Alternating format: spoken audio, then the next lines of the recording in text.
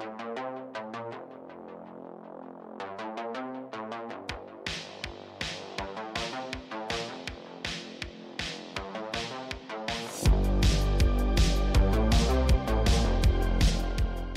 everybody, welcome back to the Pixelists podcast, the podcast about all the nerdy things we enjoy.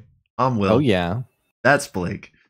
Sorry, I'm sorry, man. I'm just already interrupting your intro. No, I like it. Yeah, I'm like excited, and it's like, bro, you're like, I'm doing my line, man. No, you're the hype man. I love it. My bad.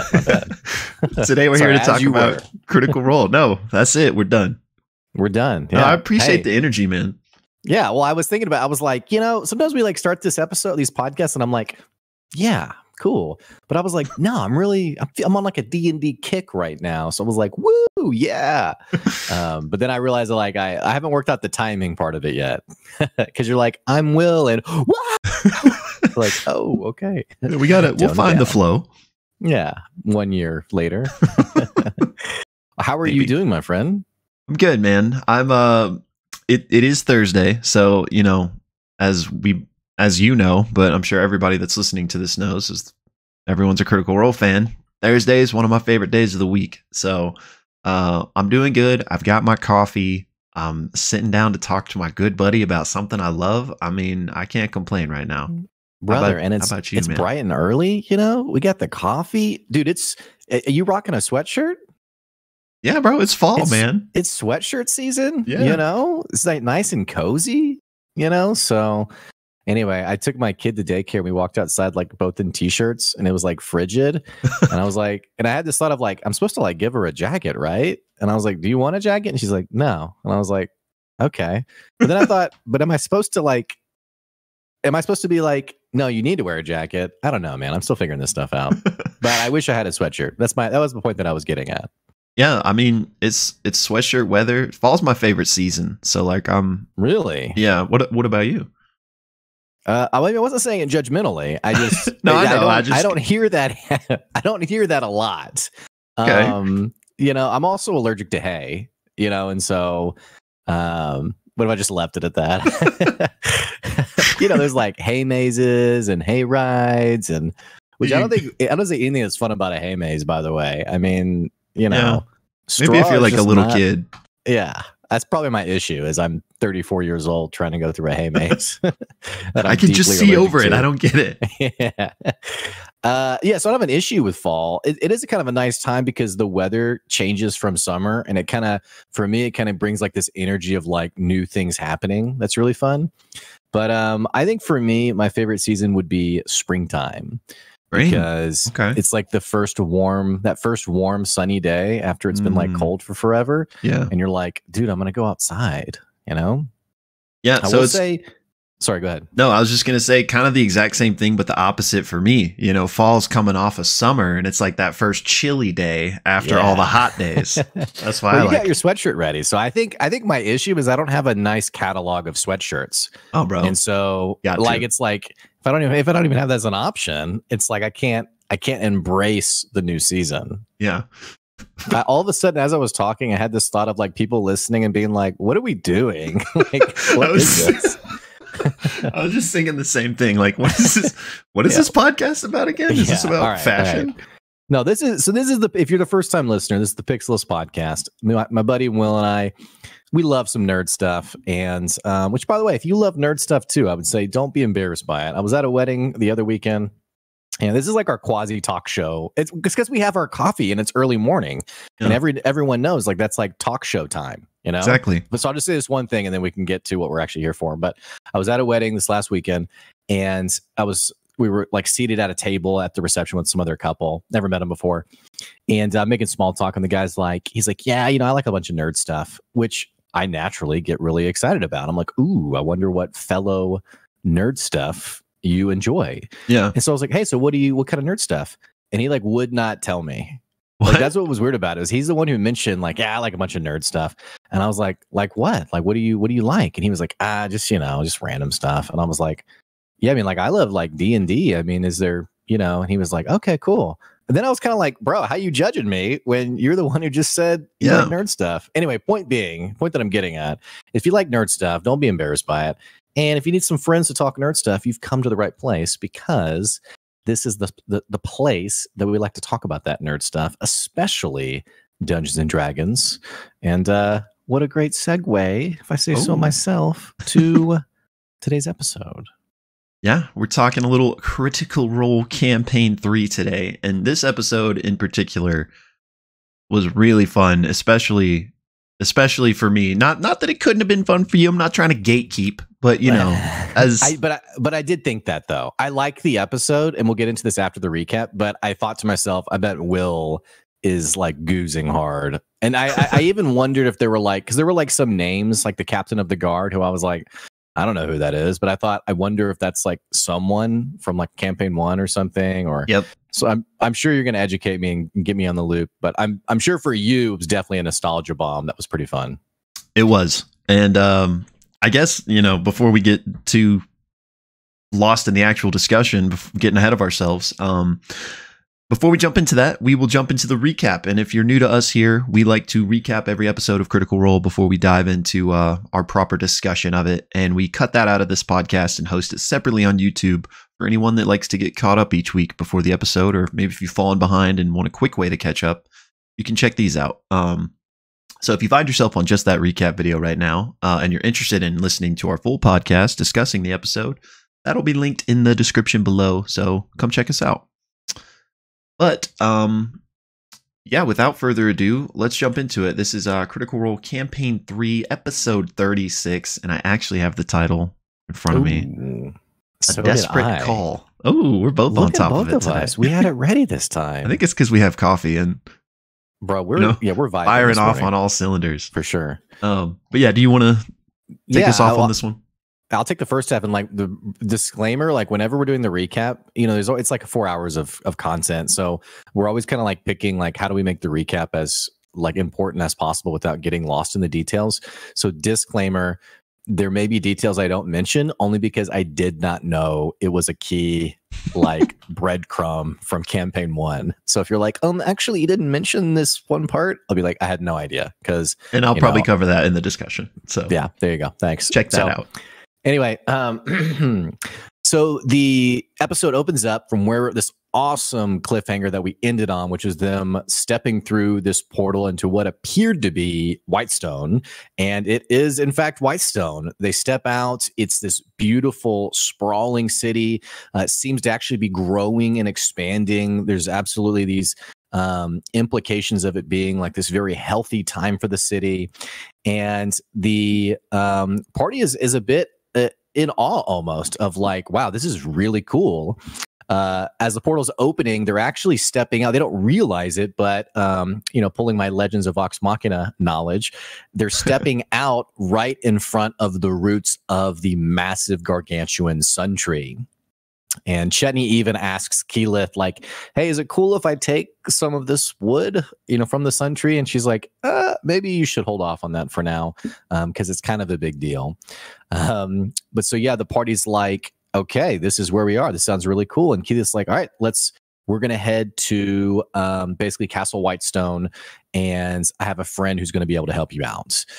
So they're heading that way. There's some really cool details of Keyleth as she walks. The way Matt describes it is like the literal footsteps behind her is growing grass, and like life is sprouting out from her path. Which, what a frickin' BA D&D moment for one of your characters, I guess. And really, as they're making their way, they're also kind of exchanging small details on like, has anyone ever been here? Is this people's first time? Orem, surprisingly enough, it is his first time to Whitestone. I think Chetney says he was here a long time ago, like years ago, which I thought was an interesting detail. Ashton mentions he's never left Marquette befit. And there's also even a bit of a time zone change that, Matt kind of jokingly is like, okay, yeah, right. Like the time zones are different here. It's a bit I can't remember if it was earlier or later in the day than what they expected. I think it was early morning. Yes, right.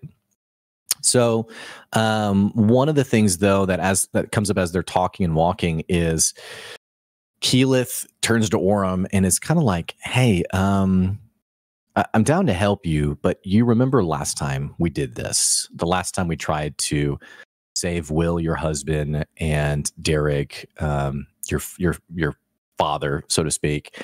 Remember what happened? And he's like, yes, I remember, but I this was so abrupt. It was in the moment. I wonder if maybe the toxins aren't in play with our friend. So they actually lay her down. Keyleth looks her over. It's a really tense moment. I mean, the party's just like crushed with Laudna being gone. And Keyleth looks her over and fortunately says the toxins aren't here. So that's one good thing. And they also say, Keyleth also mentions like, hey, we do have a few options here. Just want to make sure you guys have 25,000 gold in case we need it. And they're like, we're very close. We almost have it. As they make their way to the castle, she brings them in, introduces them to Lord Derolo Percival. I'm not going to say his full name because I wouldn't do it right. And he actually identifies himself as, oh man, let me find it. Do you have it on hand for you? Are you talking about his title? Yeah, his title. It's like the architect of enlightened progress of the Chamber of Whitestone, which I thought was just an interesting, cool deal that he didn't identify himself as the King of Whitestone. And before Keyleth sort of hands them off, she says like, hey, I have some other business to take care of. They're like, hey, by the way, we just want to make sure you know all the things that are happening. So they talk about the Nightmare King, Otahan Thul, like all basically the things that are like so important for sort of the sake of Exandria. And Keyleth is there's something going on there. She is obviously overwhelmed with the number of things. The apogee solstice. She mentions some archmages she's trying to keep in check. She actually, interestingly enough, mentions they're doing things to hold off efforts of the betrayer gods, which could be just like a consistently always happening thing or like something intentional. And even a ceremony in Vasselheim that she's thinking about. But she's like, okay, that's just another thing. Like, we got it. And Chetty actually says like, hey, you got this, which is kind of a cool, encouraging moment. It's like when an 8-year-old you're an adult and they're like, you got it. And you're like, thanks. But anyway, hands them off. Percy introduces himself, welcomes them into the inner chamber of Castle Whitestone. He actually points out his daughter, Gwendolyn, the deep red-skinned daughter who's hiding behind a door, peeking through to see who the guests are, who comes out in this cute blue sundress and just a very cute kid and starts to read a book in a corner. Later, 2 arguing teenagers come in, presumably other ones of their kids, I'm assuming. Yeah, I believe so. Followed by Vexalia, who identifies herself as, I think, Lady of the Grey Hunt. Yeah, Grand Mistress of the Grey Hunt. Thank you. That's much cooler than Lady of the Grey Hunt. So the Grand Mistress of the Grey Hunt. And it's kind of like, oh, hello, everyone. And, they all kind of have like these pleasantries. And then Vexalia is like, hey, I need to go get ready for the day. She leaves because it's early morning. Well, Percy calls for Pike, says that if they can't find her, she's probably at the bakery. And they begin to talk about what's happening here. They basically say like, hey, we'd love our friend to get revived. And Percy's like, surely you understand, like, we can't revive everyone. And that's when they're like, no, this isn't just anyone. And the party is absolutely kind of pleading with them because, again, this is Laudna. Right. And they explain that she is the lookalike for Vexalia from the Sun Tree. And they mentioned Delilah Briarwood, which seems to trigger something within Percy. Getting to the point, Pike eventually shows up in this, boisterous, jovial way. It's kind of like, hey, guys, what's going on? And Percy's like, hey, this person needs some help. Now, there is this moment where F.C.G is like, yeah, well, because Delilah, has kind of cursed her. And I even felt like there was like kind of a look from the party of like, dude, like, don't mention the fact that Delilah's around. Pike looks Laudna over and Percy informs her like she's it's almost like as he's about to say from the sun tree, we realize Vexalia is actually looking from above, like from like a balcony or from the top of the stairs. And she's like, oh, and she realizes sort of the similar appearances. And she's like, yeah, we have to help them. We did this. We have to help Laudna. So they start the ceremony. She starts the resurrection spell, and something is keeping her. She's realizing that there's actually two souls that are entwined within this body. And she says, one's Laudna. And then she looks at Percy and says, and the other one is Delilah Briarwood. And then we go to break. Ooh. So you take it from there, my friend. Yeah. So, we pick up on that cliffhanger with everyone absorbing, what Pike just said, that Laudna and Delilah's souls are bound together. And Percy is immediately like, no, like sets his foot down, saying the issue is now settled. She is to remain gone. And basically, Bell's Hells just start arguing with him. And they're just trying to come up with any possible solution that maybe, would satisfy him while also bringing Laudna back. Pike, meanwhile, she's like, yeah, if I were to complete this ritual, I don't know whose soul would be the one to come back. But Pike says, but hey, let me go do some research. I feel like I maybe remember some of these rites from my, my religious books from the Everlight that I could look into, and maybe there's a solution. And Percy says, you report to me if you find anything, but do nothing without my approval. So the group, Pike and Vex as well, with the rest of Bell's Hells, decide to go back towards Pike's house so she can look at her research books. And Percy, steps away. But not before Ashton chases after Percy to confront him. I love this, man. Yeah, this was great. So good. So Ashton basically says, we're not satisfied how that went back there, and basically kind of, gives him a piece of his mind. Yeah. And Percy's like, you're young, like you'll learn to live with unsatisfactory things. And Ashton's like, oh, trust me, I've, lived with a lot. And they kind of go back and forth. And ultimately, Percy, I think, kind of empathizes with Ashton a bit and tells him, refocus this anger and use it to build, to create, to protect. Like this can serve you. But he, again, lets him know that, like, I will not allow my children to grow up in a world with Delilah Briarwood. If she were to come back, then I will end her and you for, like, if that's what it takes to protect my city.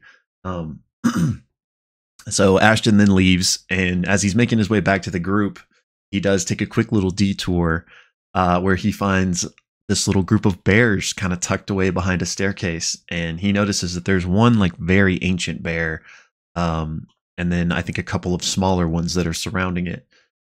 He takes a step closer, and the smaller ones kind of like defensively, protect the ancient one and take this defensive stance around it. Ashton's trying to not be threatening, and he basically just is kind of talking to them and says that, Percy's an asshole basically, and that they should drop a deuce somewhere in the castle in his honor. He then turns around, catches back up with Pike and the crew. Everyone makes their way to her house then, and she tells them to get comfortable while she's going to go upstairs and basically do some research. She eventually comes down a little while later and declares that she did find a ritual that she can do that will send the spirits of Bell's Hells to this place wherever Delilah is keeping Laudna's soul. And she explains that when you are resurrecting someone, you are retrieving their soul and placing it back in the body. And normally the soul is dwelling within one of these afterlife planes, and which one kind of depends on the person's beliefs and, several other factors. But where Laudna's soul is not that. It's not normal. It's some other place, some old separate plane that Delilah is apparently keeping her in. So this spell can send Bell's Hells there, with their mission being that they need to separate Delilah and Laudna so that then Pike can perform and complete this ritual. She does let them know that since they're basically being astrally projected, if they die over there, they don't die in real life. They will just return to the waking conscious world. However, there is like a spirit tether that will be connecting their astral projections to the real world. And if that is severed, they do die in real life. So she's basically just kind of like explaining the ground rules of how this is going to work. The group's like, okay, and they're readying for this journey. Amidst which Vex does present Aurum with a sword. I think it's a magical +1 sword in effect to help. F.C.G is like, oh, if you're sending people's souls to the spirit realm, I guess I can't go because I don't have a soul. And, you know, this whole argument comes up again. And Pike's like, well, I can just test if you guys want. Like, I have a ritual where we can see once and for all if you have a soul. And they're like, yeah, okay. So Pike does it, casts the spell, and F.C.G sees Pike in like this ethereal, like energetic form with these wings and like blazing eyes. And then F.C.G looks down at himself and kind of sees a similar like energy, not his normal, you know, robot body. He's seeing his soul in effect, his spirit. Yeah. And she's like, you already have eyes on you as well. And she points to F.C.G's chest, and there is the token of the change bringer. Right. So they're like, yeah, you have a soul. And F.C.G is kind of like coming to grips with this and is like, I must find a purpose now. I must, protect you guys. And they're like, well, what's different? That's just what you've been doing. And he's like, no, now it matters. And they're like, no, it's always mattered. So it's a nice little moment. Then they fully prepare the ritual, but they do need a bunch of material components, about almost 7,000 gold worth. But Vex is like, I got it. She comes back, gets those. They set everything up, and Pike casts the ritual. Right. So everyone's bodies, they're laying down on the ground, but next thing they know, they're being astrally projected to this new realm. It's dark. There's like jagged rocks landscaped, and there's like this fog of war, I think about 60 feet out, that Matt describes as like whenever you take a step, that fog extends a step. So like there's a constant shroud of war around them basically wherever they move. So they begin to explore this plane of existence, and eventually they come up and see the shack in the distance with a light glinting in it. They go to inspect it. I think Chetney kind of goes alone, scout style, and takes a peek in this cabin and sees that there is like this cackling black energy sitting alone on a chair in the cabin. And it doesn't really have a form, but Chetney notices that it is basically in the shape of Laudna as it like shifts and moves. And there is this other energy like inset her chest, and she looks sad, and she seems to be maybe crafting pate de Rolo. And there are these whispers that are coming in that are like, burn the witch, we found her, like, get her. And these whispers just keep getting louder and louder. And all of a sudden, the black form of Laudna disappears. And suddenly the fireplace that was in this cabin, like, it's very large and starts burning the cabin down. At the same moment, these like shadow mists start coming out from like the woods around this cabin and attack the rest of the party, and initiative is rolled.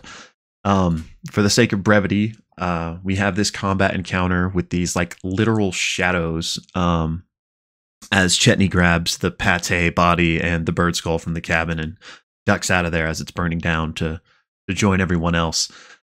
These shadows can like heal, they can create darkness, they can like become incorporeal and like disappear into the ground and come back up and attack. It's a very interesting combat, a little tricky, but Bell's Hells eventually do get the job done. There's a pretty cool how you do want to do this moment with Ashton and his like, weird timey-wimey gravity strikes. So they take care of all of the shadows, no one goes down.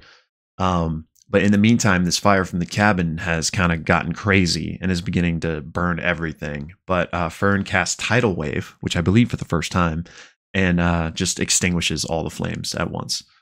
So with the combat over, the party go back inside the cabin, now to find it empty. But Aurum does find a board in the ground that leads to a tunnel. And they're like, well, I guess this is what we should check out. And But Chetney's like, I'm a little rough though. And so the party decides like, well, can we rest here? I don't know if that's a good idea. They decide against it. F.C.G. drops a mass healing word to bring Chetney up a little bit. But onward they go. So they trounce down this tunnel. It goes down, down, down, deeper, deeper, deeper. And then it starts to climb back up. Chetney, again, is in the front scouting.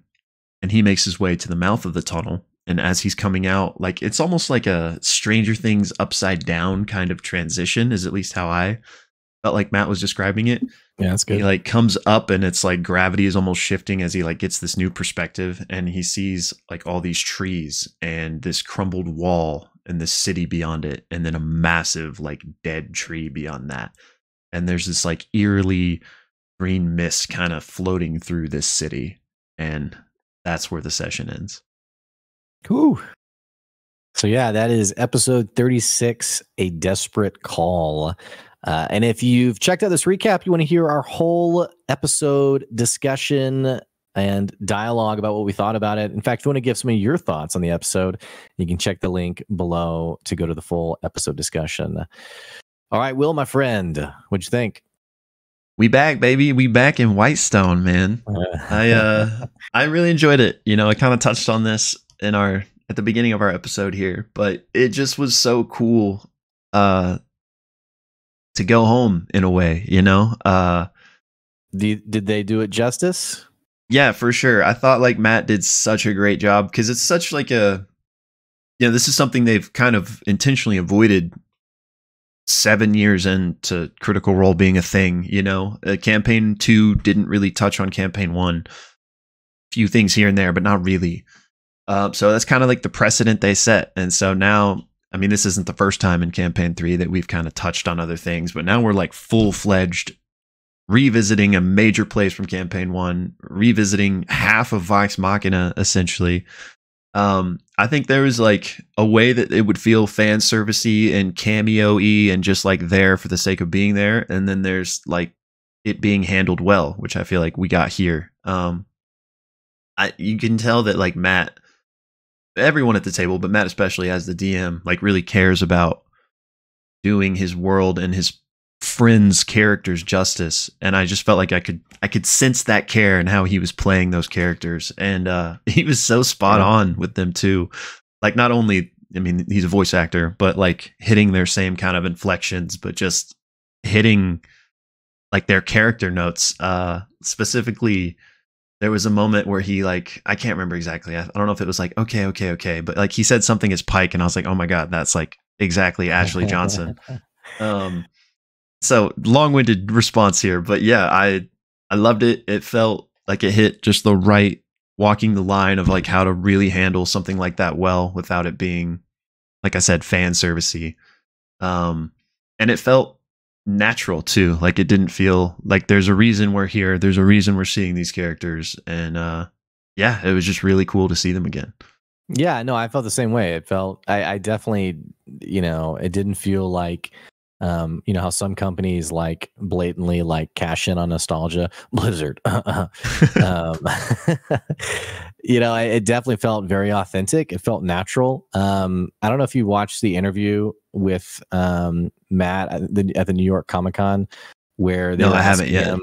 They basically asked him like, hey, so like the party's back in Whitestone, like is this or it was like, you know, Delilah Briarwood's a big part, is this how you always envisioned it? Like, did you always envision campaign 3 going back this route? And he was like, no, like I was totally like open to whatever. And like my players, like they ultimately thought it, like you have Orem, you have Laudna, who have these really cool connecting points to campaign 1 characters. So I think it's cool from a DM perspective that Matt didn't like, no, we're not going back that route. But sort of let the players sort of guide that direction. And then, like you said, from what little I've experienced from Campaign 1 and Legends of Vox Machina, it did all feel very carefully handled. Like you could almost sense Matt being extremely cognizant of like, how do I represent each character the right way? And you could even see like the joy on his players' faces as like you know, I think the entry of Pike like bounding in like Percy, and you could see Ashley like lighting up, and you know, and I also even loved the back and forth between Percy and Ashton. Yeah. You know, two hotheads, so to speak. I mean, it just was really cool. So yeah, as someone who didn't experience campaign one, I mean, it was really a cool episode. And the back half too, as well. I mean, Matt's always been such a great describer of, or just creative, you know, not just descriptive, but just like his imagination and how things get, come into play is always so cool. But yeah, really cool episode though, for sure. And I think it's the right amount of nostalgia. You know, like I think if we leave Whitestone after this, it would be. I don't know if we would, because it seems like Keyleth's pretty heavily involved in some of the things that are happening. But it does feel like it isn't just fan service, which I think you mentioned, and I think that was an apprehension of a lot of people on Reddit. Was like, oh man, are we really gonna? You know, it kind of felt Deus Ex Machina a little bit, which I don't feel that way at all. I feel like it's been handled very, very gingerly, I guess. So yeah, agreed. And another fun thing, which I'm curious if for those of you that are watching this that also watched campaign one, if this happened to you as well. But I found myself like, obviously Matt was playing all of the NPCs, but like Matt as Vex talking to Percy, I would always look to Taliesin like for the response. And same thing with like Pike and Vex as well, when, you know, Percy or Pike was talking. And I kind of felt like maybe Ashley and Taliesin were like almost tempted to respond at times. That might just me be, you know, reading too much into it, but I swear, like, I kind of got like I was like, oh yeah, he's perking up to respond. And I was like, oh wait, no, Matt is doing all of this. Well, even Ashton, you know, Taliesin deciding to have Ashton follow after Percy, it almost had like this vibe of like, I got this, guys. I know this character, you know? Yeah. And so, but yeah, I mean, no, you're right. There was definitely, and you know, it's understandable. I mean, this is where their journey all started. There has to be just enormous emotion behind those characters, like a certain sweetness to thinking about those characters, not just with how it started the Critical Role brand, but also naturally with Legends of Vox Machina. You know, they've already returned to those characters, and so yeah, it was all handled very well. And I hope, I mean, it's the internet, so who knows, but I hope the majority of people feel similarly, that this has all gone a pretty healthy direction. Yeah, I hope so too. And speaking to your kind of Deus Ex Machina comments, I too feel like it was handled well. Obviously, we have the connections to these characters that have made this moment even possible. But, you know, we still had Percy be like, you know, we're not going to resurrect your friend. Like, do you know how many people come to me every day? But, you know, it was the personal connection to Vex that kind of really made this happen through. But aside from that, like, specific moment, I know some people are like, well, now that they have like a direct line to Keyleth, they'll just call her anytime there's something going on, you know, like, why don't you just always ring that bell? But I love that we kind of got, and this is so true to Keyleth's character too, in the glimpses we got of her being so like kind of frazzled and I don't know if overwhelm's the right word, but has so much on her plate with, you know, all these things that she just gave us a quick rundown of, and I'm sure there's much more. But it's like, you know, those hells have what they, you know, think to be a world level threat in what's going on with Ruidus and stuff. Yeah. And I mean, it is, but also there's 50 other things that are probably just as like world level threats that she's already dealing with. So I like, to me, I like it. It's good writing in the sense of like, I like how sometimes like the simplest explanations make the most sense, I guess. You know, it's like, because it's like, yeah, why wouldn't they just call on Vox Machina to like pop in and help and take care of Autohan? Well, if we think about this for a second, if the Apogee Solstice is so rare and yet so powerful, then it makes sense that there's all these other factions in addition to the Paragon's Call who are also trying to, take advantage. Yeah. So it's our main plot, but it's not necessarily the main plot. Which I think it'd be even cool for there to be like a return of Vox Machina one shot of like, while the events of Campaign 3 were happening, there was this huge world-ending threat that they were all, had to deal with. That'd be cool. But yeah, I mean, they're obviously handling a lot, and I just like how simply that was handled, rather than like, oh, we're going to be out of town this next month, and so we can't be around. But yeah, and it got me wondering, like, which that obviously makes sense, like you just mentioned, this Apogee Solstice, as we know from EXU Calamity, like even back then there were all these machinations to utilize it. Like, of course, that's going to be the case again. So I wonder what other factions, what other plans there are out there. She name dropped the Betrayer Gods as well in that speech. So, like, for those of you that watched EXU Calamity, Solstice had a big part to play with them. Like, I wonder if there's another similar plot going on now with the Divine Gate or something. But yeah, I really loved that explanation. Or not explanation, that feels like that's not even the right word. It just made it feel like a living, breathing world. And so, of course, one of the most powerful people in the world has all these things on her plate to be dealing with. So I just liked that world building, for lack of a better way to describe it, I guess. Yeah.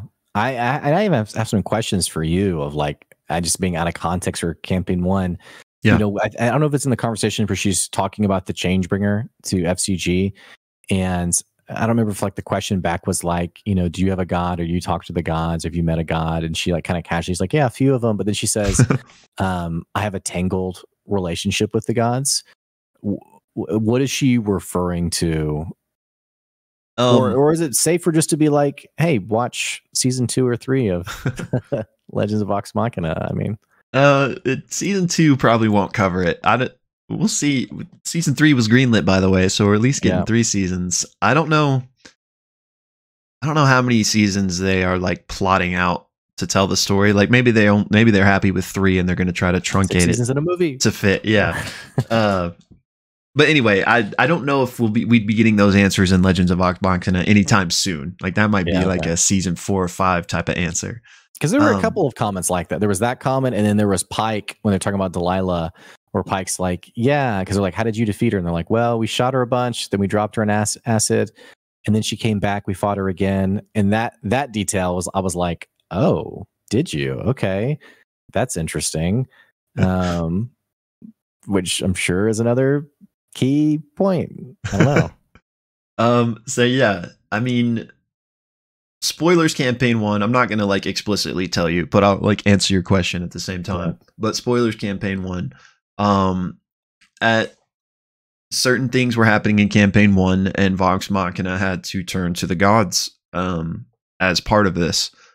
So yeah, Keyleth has literally dealt with a few of the gods before, as has Pike, which is why she was kind of making similar comments.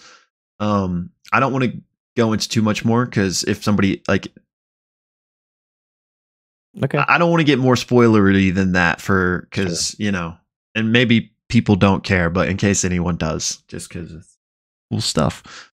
But yeah, and yeah, so those are just little Campaign 1 nods, I guess. I know, sorry if that probably wasn't a satisfying answer to your question, but no, yeah, I mean, I at least got to express that I was thinking about it, I guess. And I mean, after the pod, I can answer if you'd like me to. Okay, all right. But yeah, it's also, before we get too far away from this, one of the things that Keyleth mentioned in her list of things was like the rogue Ashari faction or something to that effect. Yeah. Which I found very interesting, especially because of what we know of Ashton's backstory. Not that that was the Hishari cult or whatever, but they seem to be related, as we know, because we talked about the elemental connections between both of them. Okay, that's an interesting detail. Yeah, so not that whatever she's doing is Ashton's clan. I'm not saying that, but I'm wondering if maybe whatever they were doing was considered rogue with whatever ritual they were trying to perform. So I wonder if there's maybe like something similar happening with this rogue Ashari cult that she just offhandedly mentioned. I like that. I didn't put that detail together, but that's a really nice detail.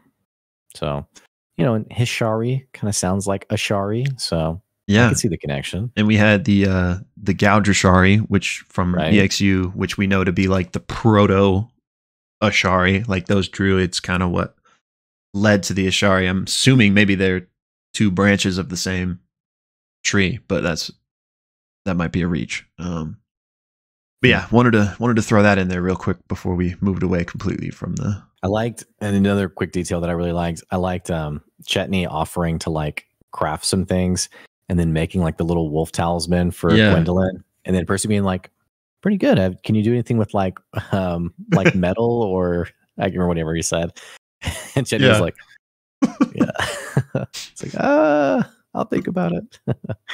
Yeah, that was great because for those of you that didn't watch Campaign 1, Percy was a tinkerer. As they talked about this within the episode, but he's the one that designed the massive clock tower that's in Whitestone. So I was actually hoping for an interaction between those two. So I was really happy to have that moment. And then two things. One, you mentioned it earlier, but the guard, Kynan, is from Campaign 1. So that was a really cool little callback. And, quickly, slight spoilers, but Kynan was a character from Campaign 1 that was like a kid when he was first introduced. And he like looked up to Vox Machina and was like, I want to be a hero. And Vax was basically like, no, like, you can't do that. Like, don't do that.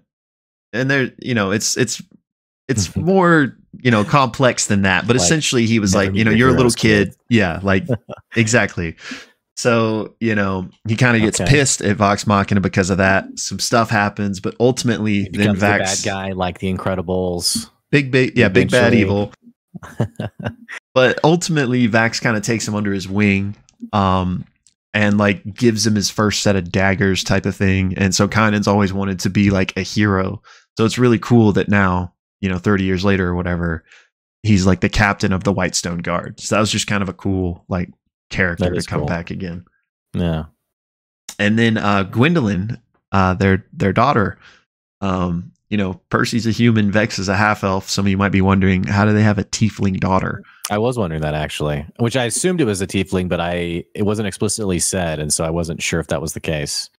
Yeah, so that is because in Campaign 1, Percy made a pact with a fiend in the Nine Hells. And not to get into too many spoilers, but that was necessary for what they were trying to accomplish at the time. And because of that, that's just like a thing in like D&D lore that humans that have made pacts with like fiends and devils can have tiefling children. So I thought that was just a really cool it was cool to see her. And it's cool that she's like so sweet, I was wondering when it was first mentioned that like, Orem, you saw somebody like in the shadows. I was like, I wonder if that's a Derolo kid that's taken after their uncle's footsteps, because Vax was a rogue. So I don't know if Gwendolyn is a rogue necessarily, but the fact that she was, being pretty stealthy, I just thought that was cool. But yeah, I wanted to shout out the tiefling thing for anyone that was confused by that. Yeah. And so we didn't see Scanlan, Grog, or Vax. I think that's the only three we didn't see. So I'm curious if we'll get some kind of reference or mention of them. I mean, they wouldn't know to ask. Hey, like, where's Grog? But yeah. I'm just curious if we'll get any other fan service. But yeah, I don't know. I would guess probably not in this current moment. I think that would kind of be beyond the scope of like, oh, guess what? Guess who just came by? But maybe we might see them later or something, depending on how these things play out. We did get to see Trinket though. That was the ancient bear. Yeah. At least presumably. Right. Yeah. Okay, cool. Well, let's we already talked about the episode. Is there any meaningfulness behind their titles? Which I think it's a cool detail that they didn't take King and Queen. But we have Vexalia, Grand Mistress of the Grey Hunt. We have Percy, architect of enlightened progress of the Chamber of Whitestone. Very Percy-esque to have such a long title. Any insights there, or just kind of like a nice little cool detail? Yeah, so after they took care of the Briarwoods, the Briarwoods basically were ruling as king and queen, essentially. So after they retook the city, Percy kind of reestablished how things were going to work, and the Council of Whitestone, kind of like the Tal'Dorei Council, but the Council of Whitestone is basically the ruling body, and there's like 5 or 6 different positions, I think. So there is no like king and queen. There is the enlightened architect of progress and the grand mistress of the Grey Hunt. So they're not like, I don't think it's like a monarchy kind of thing, even though I think his sister Cassandra, who is from Legend of Vox Machina, I don't remember her title, but she's also part of it. And whatever she is, I think Percy said like that role should always be a Durolo. So that's kind of like maybe the monarchy flair to it. But the rest are just, these cool titles of the members of this. So kind of like the Tal'Dorei Council. Yeah, kind of like I didn't know that. So they aren't even like explicitly the king and queen. They're just part of the council. Right. But I mean, at the same time, but they're not granted the rank. He basically is. King and queen. Yeah, essentially. And for those of you that watched campaign 1, the moment Vex got her title, which was she didn't get it because they got married. It was one of my favorite moments in campaign 1. Really cool moment. I can't really explain it fully. That's all you said about it. Remember that Chris Farley skit? Remember when that happened? That was really cool, man. Well, I mean, I wouldn't do it justice, but it was just really kind of a cool moment where Percy basically tells somebody off, be like, who you're speaking to, right? And reveals this title for Vex, and she's finding out in that same moment. It was a really cool moment. I'll take your word for it. Thanks. Okay, cool. Maybe we'll see it in Legend of Vox Machina. Maybe it'll pop up again.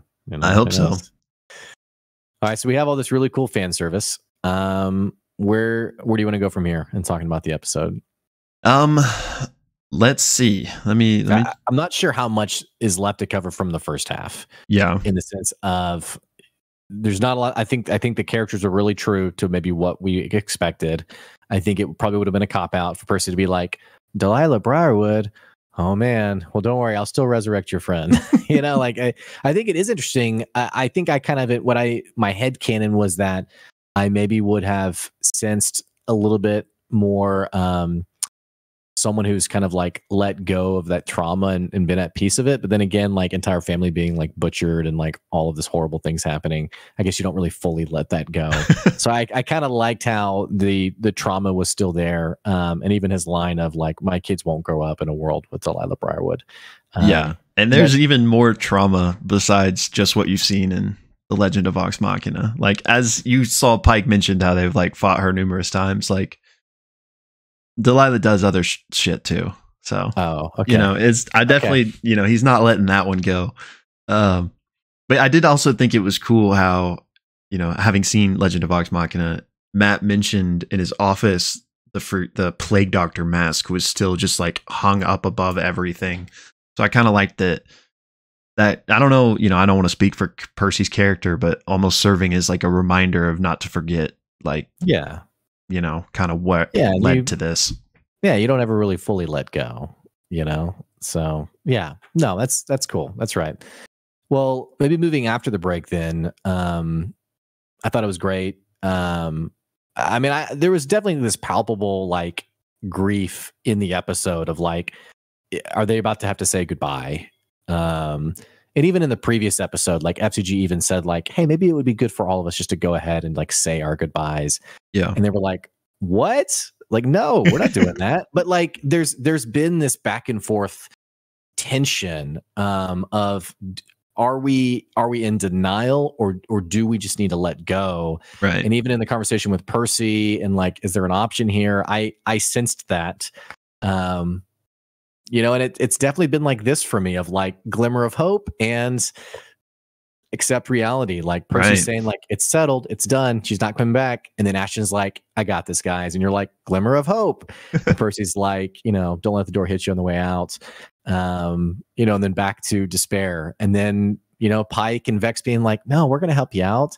And it's a glimmer of hope. And then they're in a really messed up world, which like the mechanics of this are so interesting. Like I'm trying to like fit this plane cleanly in like the universe of EXU, and I understand that it really doesn't fit cleanly. But I think that tension has been really easy to sense, and I think the party's even eager to not get it done. That's not the right way to put it, but like I think they're eager to like, let's work toward, like, we can do this, like we can get to, have some sort of closure. Right. And I hope that's with Laudna getting brought back. Because it almost seems like glimmer of hope. We're going to fight Delilah Briarwood and get Laudna back. But then there's this other part of me that's like, or are we going to fight Delilah Briarwood and have to say goodbye for good to Laudna? Ooh. I don't know. I don't know, man. Like maybe Laudna makes like the final self-sacrifice to like. I don't know. Yeah, if they're intertwined, I mean, and it'd be a really nice introduction, or not introduction, transition into Marisha's new character. I think. You just play keyless, right? Yeah. Hey, I'm going to join you guys. Level 20 plus. But I don't know. So. Yeah, it definitely. They really have teetered on this of not knowing, like, can I start grieving, or can we still fix this? I feel like that's been a really interesting kind of like emotional dynamic they've flirted with for the past few episodes. And yeah, it at least does seem like we have a way now. Now, can we accomplish this or not is another question, but at least they do have a path that they can take, and they are taking. And I just thought that, credit to Matt again, how cool this whole idea was of like, yeah, all right, my players have these powerful connections. They want to resurrect, Marisha's character. I don't think it's just Deus Ex Machina. Here's the paths to where this could happen. And instead of just being like, oh yeah, they found Pike can resur. No, which this obviously makes perfect sense with Laudna's backstory, but no, her soul is intertwined with Delilah. So here's this awesome one-shot adventure, for a lack of a better word here, where you're going to dive into the astral plane and try to separate her soul from this evil witch, basically. I just thought that was such a cool idea. For all I know, there's... Go ahead. No, sorry. Oh, I was just going to say, for all I know, maybe there's a precedent for this type of like encounter. But I just thought that was such a cool, like, creative way to come up with like this challenge for your players to, accomplish this thing that they want to accomplish so badly. Yeah, I mean, I think for me, what I think about sometimes is like the Critical Role brand. Like they're telling a compelling story. Matt's obviously cognizant. I mean, they all are. They're cognizant of the brand of Critical Role. But I think what I like about this whole arc is it just reminds me of the roots of people who love D&D, who are playing D&D. Meaning, the way I kind of see this playing through, I don't, and it actually, like, in an odd way, kind of ties over to like, is it all scripted? That whole like conversation or conspiracy. Yeah. But a great DM, which we know Matt is, so it's kind of redundant to even say it, but letting your players lead like what's important to them, and then you take that and like it's like a sprawling canvas that like, okay, what if this led to this, and what if this happened? Like, I just sense that giddiness and excitement from the group as they've made it very clear, like, we want to revive Laudna.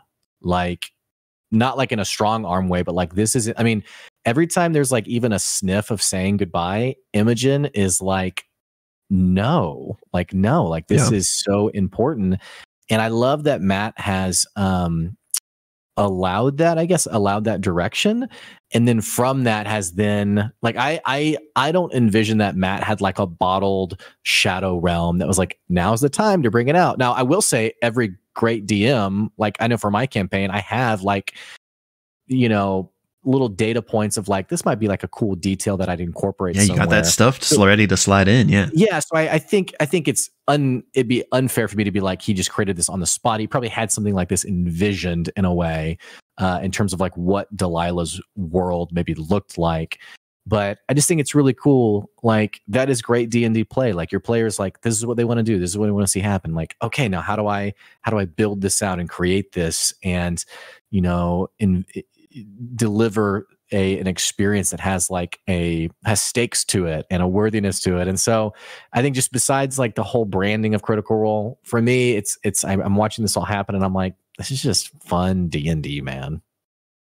Yeah. I mean, 100%.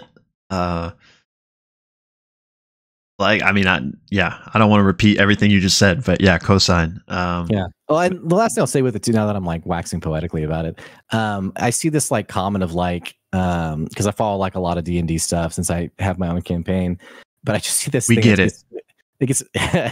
I have friends who play D&D actually, but I keep seeing this thing like all the time that's like, you know, Critical Role's not authentic D&D, like, you know, and it's like always hating on Critical Role for like the D&D experience and like whatever.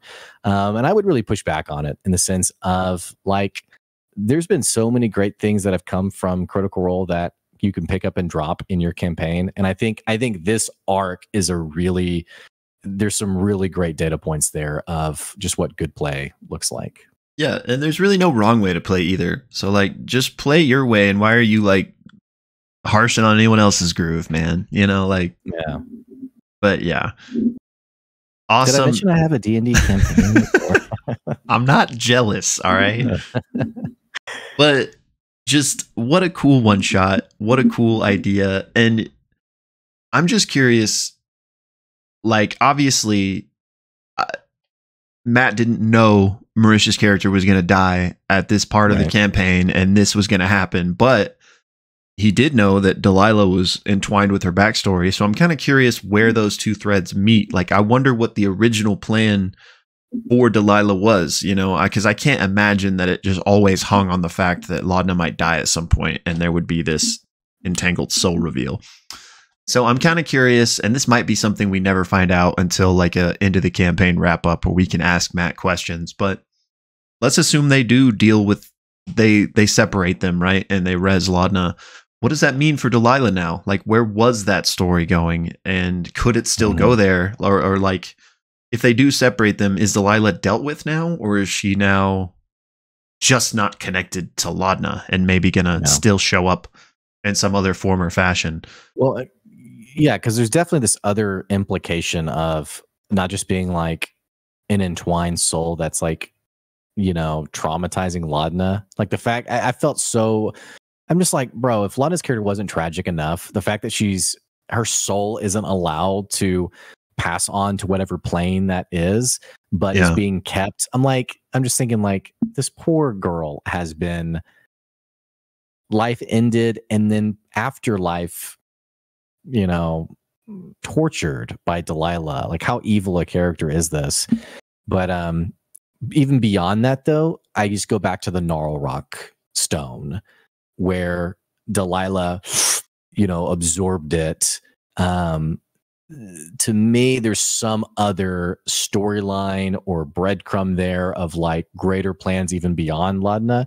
And so I think you're right. It does beg the question, like, if this ends with Delilah being ended, what other things did Matt envision and what could have happened? And could we see more of it? And you actually also kind of wonder like, all right, how many times is Delilah gonna keep popping up here?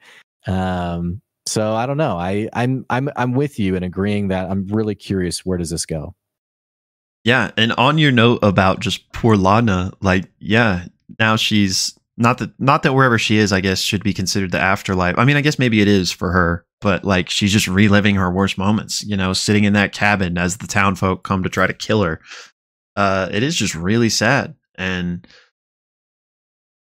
we now enter this tunnel and we kind of come out into this same plane, I guess, but new area. I love how you called it Stranger Things-esque. Very much Whitestone upside down.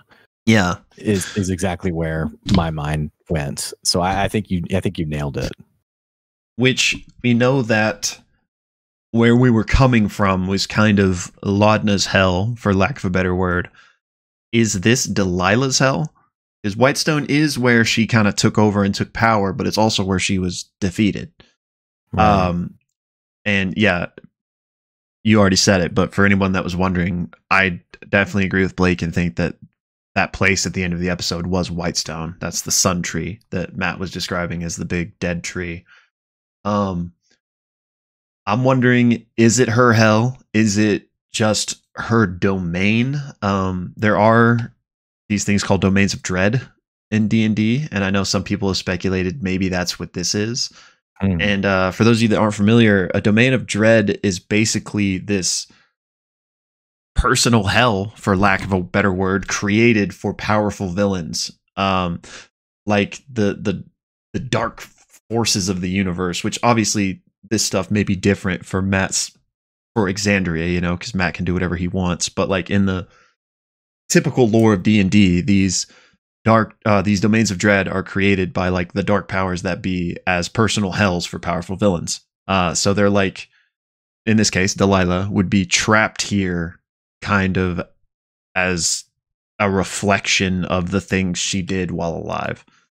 So maybe that's what this is, and maybe that's why Delilah is like still around, for lack of a better word, because she's not like, she hasn't like passed on to an afterlife. She's living in this domain of dread that was created for her, and I guess orchestrating her machinations from here.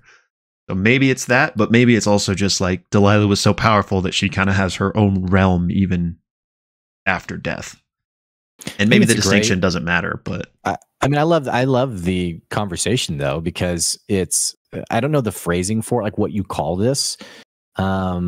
But for someone who wanted Whitestone so badly, there's something interesting about that she now rules this. I mean, rules a weird way to put it, I guess. But yeah, her personal hell is this Whitestone upside down-esque, realm. yeah. But I was going to ask you something. I just lost my train of thought on it. Now that I think about it. Oh, the implication of Laudna, the cabin, is the implication here, because I started in one place and then I went somewhere. At first I was like, okay, yeah, because Laudna, maybe there was like, I think there was like, it wasn't there early in the campaign, like special kids were like brought to Whitestone who had like special affinities or something. So I thought that was actually what was happening, was like people being like, she's a witch, she's crazy, whatever. And then maybe that's what led to them going to Whitestone.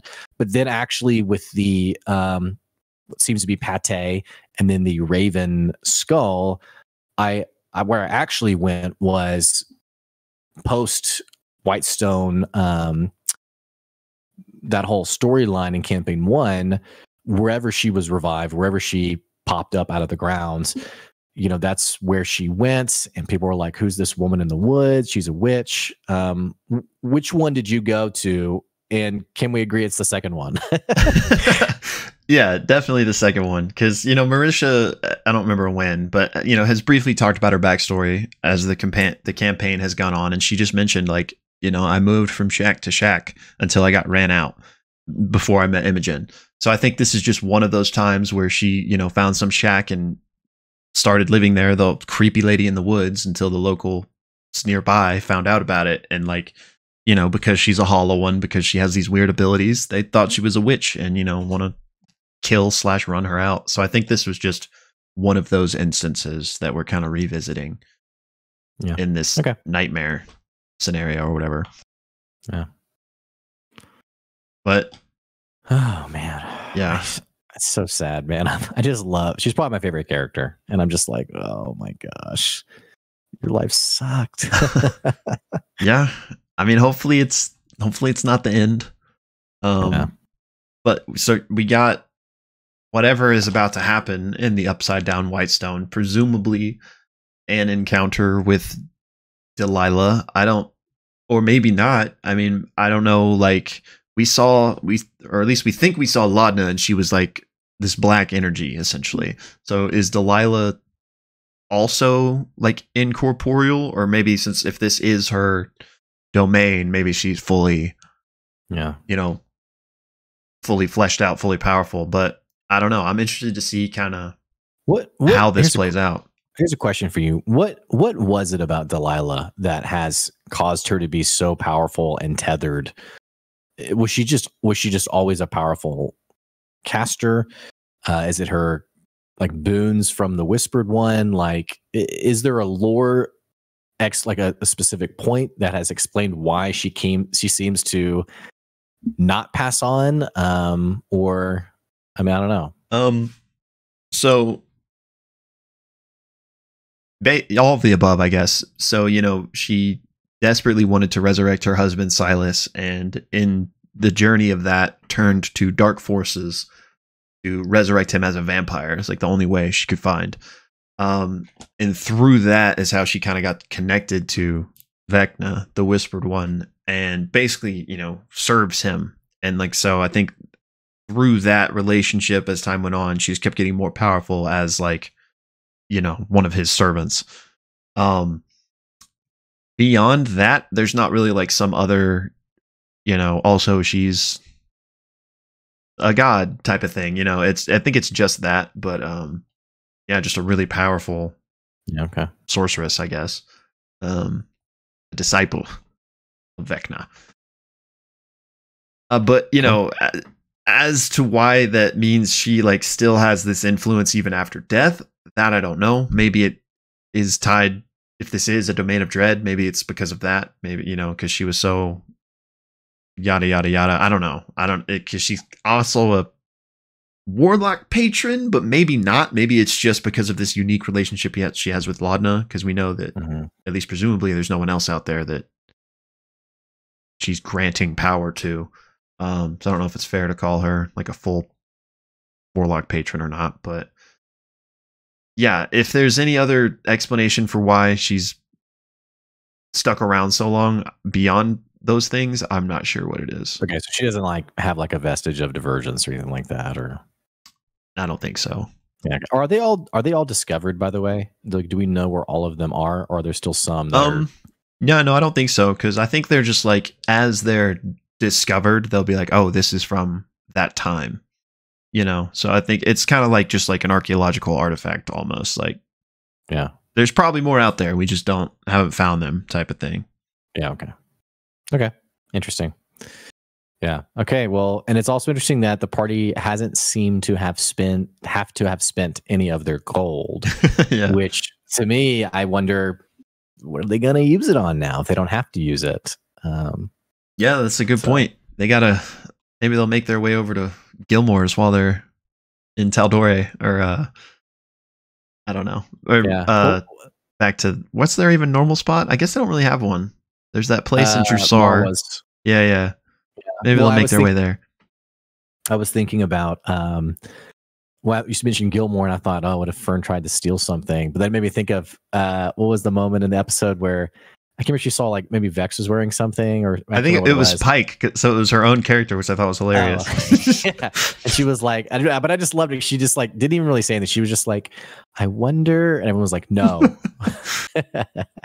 That would have been amazing. I kind of hope she still maybe goes for something like that. All right. Well, anything else from this episode you want to talk about? I think we covered it. I'll do a quick look at my notes, but I think we hit everything I wanted to. I'm really excited for tonight's episode. Yeah, me too. And just this isn't from the episode, but Sam's bit where we found out his B story was that he's slowly turning into a sunflower. I just thought that was great. I love also how Marisha keeps showing up for the intros, and then she leaves, which is very sad. So maybe we'll see her tonight. I mean, not that even if she doesn't come back, I mean, maybe if there is some encounter, maybe Laudna can play a role in it. So maybe we'll see her. Yeah, I'm counting on it. Otherwise, I'm quitting Critical Role. So. Well, Jeremy, you hear that? Your time's coming. Never mind, Jeremy. Don't even think about it. All right. Well, thank you guys for tuning into the episode. We appreciate it. And also remember, you can follow us on Twitter at the Pixelists. We're on our YouTube, the Pixelist YT. And you can also check out the Pixelist podcast on any podcast platform. And we'll be just checking out the episode tonight. We hope you enjoy it as well. Thumbnail. Could be us just like giddy about. Yeah, I feel like just like happy, but I guess. Yeah. Okay. I don't know what beyond that.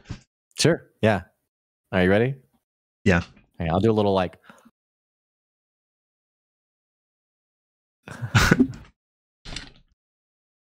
Okay. All right. All right, gang. Thanks for letting us talk about sweatshirts in fall. Hey, what's your favorite season? Let us know. Yeah. Anyway. Bye, y'all. All right. See ya.